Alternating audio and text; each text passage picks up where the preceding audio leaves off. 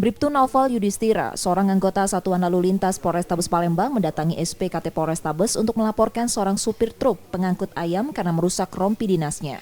Dalam laporannya, pelapor menceritakan peristiwa terjadi ketika ia melakukan penilangan pada telapor karena melanggar lalu lintas dengan melawan arah. Telapor diduga marah karena ditilang dengan tak menandatangani surat tilang dan menarik rompi dinas pelapor sampai sobek. Kami Polrestabes Palembang juga menerima laporan dari anggota kami sendiri, anggota Satlantas.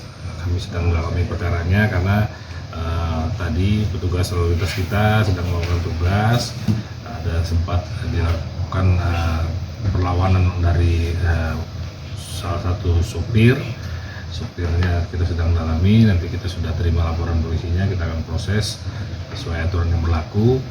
Hal ini jelas bertentangan dengan KUHP. Nanti untuk pasal penerapannya kita akan dalami juga. Insya Allah kita akan tuntaskan perkaranya, kita amankan nanti pelakunya. Kini laporan pelapor sudah ditangani unit reskrim Polrestabes Palembang dengan mencari telapor yang surat izin mengemudinya sudah disita polisi. Yudi Kiswanto, Kompas TV, Palembang, Sumatera Selatan.